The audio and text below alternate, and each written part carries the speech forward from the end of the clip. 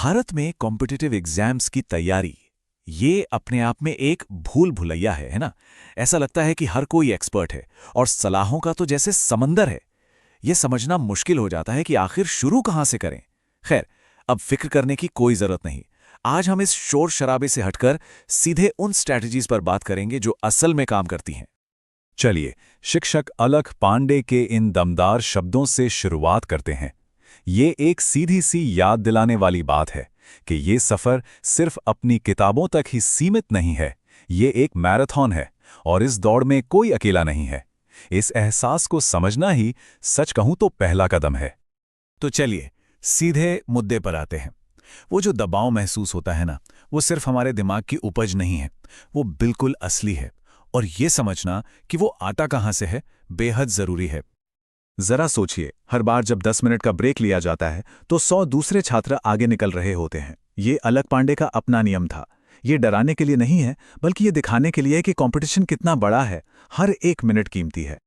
अब जब हम ये समझ गए हैं कि दांव पर क्या लगा है, तो चलिए कुछ सबसे बड़े मिथ्स को तोड़ते हैं जो किसी की भी प्रोग्रेस को रोक सकते हैं। तैयार हैं कुछ आम धारणाओं को चुनौती देने के लिए? ये एक ऐसा सवाल है जो लगभग हर एस्पिरेंट के मन में आता है। क्या सफल होने के लिए दिन में 18 घंटे पढ़ना ही पड़ेगा? क्या सच में यही है सफलता का राज? आइए इस सोच को थोड़ा और समझते हैं। सच तो ये है, घड़ी देखना बंद करें। रैंक इस बात से तय नहीं होती कि कितने घंटे पढ़ाई की, बल्कि इस बात से तय होती है कि उन घंटों में कितनी अच्छी तरह से पढ़ाई की। ये स्प्रिंट नहीं, मैराथन है। क्वालिटी हमेशा क्वांटिटी पर भारी पड़ती है। जैसा कि विकास दिव्यकीर्ति जी साफ साफ कहते हैं, धोखा अपने को क्यों दे रहे हो? ये सोचना कि कोई महीनों तक हर दिन 18 घंटे पढ़ सकता है, ये रियलिस्टिक है ही नहीं। ये बर्नआउट का सीधा रास्ता है, सफलता का नहीं। और अब आते हैं दूसरे सबसे बड़े जाल पर, कैजुअल अप्रोच। ये तब होता है जब कोई नेशनल लेवल कॉम्पिटिटिव एग्जाम को अपने कॉलेज के मिड टर्म एग्जाम की तरह ले लेता है। जैसा कि आदित्य पटेल बताते हैं, ये एक बहुत बड़ी गलती है। क्या इनमें से कुछ बातें जानी पहचानी लग रही हैं? किसी दोस्त के कहने पर फॉर्म भर दिया, किताबों का ढेर लगा लिया जो बस धूल खा रही हैं। यही है कैजुअल अप्रोच। ये तैयारी नहीं है, ये सिर्फ दिखावा है और इससे कुछ हासिल नहीं होगा। ठीक है, तो अब तक हमने ये समझा कि क्या नहीं करना है। तो चलिए अब अपना ध्यान इस पर लगाते हैं कि करना क्या है। आइए सफलता के लिए एक मजबूत स्ट्रैटेजी बनाना शुरू करते हैं। खान सर हमें एक बहुत ही सरल लेकिन गहरी बात याद दिलाते हैं।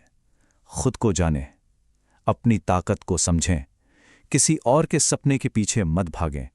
ये मानना कि हम किस चीज़ के लिए बने हैं, ये पहला और सबसे ज़रूरी कदम है। इसे ऐसे सोचिए, क्या कोई समंदर में मछली पकड़ने के लिए एक छोटा सा जाल इस्तेमाल करेगा? नहीं, एक फोकस्ड अप्रोच की ज़रूरत होती है। इसे कहते हैं पिन पॉइंटेड स्टडी। ये सब कुछ जानने के बारे में नहीं है, ये सही चीज़ें जानने के बारे में है। बहुत ज़्यादा इन्फॉर्मेशन में डूबना बहुत आसान है। हर विषय का एक्सपर्ट बनने की कोशिश में होता यह है कि हम किसी भी चीज़ में महारत हासिल नहीं कर पाते। ये बहुत मेहनत करने और फिर भी फेल होने का पक्का तरीका है। तो एक असरदार स्ट्रैटेजी असल में दिखती कैसी है? चलिए एक आसान 3 कदमों वाले फ्रेमवर्क को समझते हैं जिसे आज से ही लागू किया जा सकता है। शिक्षक गगन प्रताप ने इसे 3 आसान स्टेप्स में बांटा है।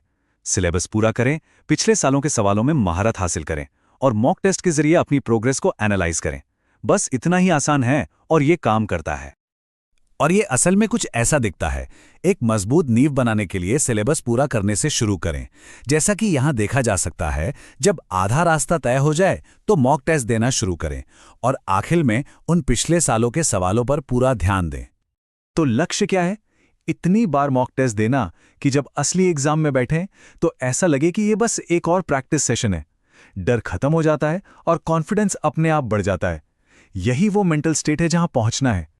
तो इन सब का निचोड़ क्या है? आखिर में ये सब एक बहुत जरूरी माइंडसेट शिफ्ट के बारे में है। ये स्लाइड सब कुछ बयां करती है।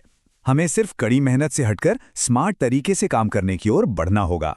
घंटों की गिनती करने से हटकर हर घंटे को कीमती बनाने की ओर। सब कुछ इकट्ठा करने से हटकर सिर्फ वो पढ़ने की ओर जो मायने रखता है। ये एक बहुत बड़ा बदलाव है। तो मैं इस पूरी बातचीत को एक आखिरी सवाल पर छोड़ता हूं। जो तैयारी चल रही है वो एक स्ट्रैटेजी है या सिर्फ एक टाइम टेबल? इन दोनों के बीच का फर्क ही असल में सफलता और असफलता के बीच का फर्क हो सकता है। इस पर सोचना जरूरी है।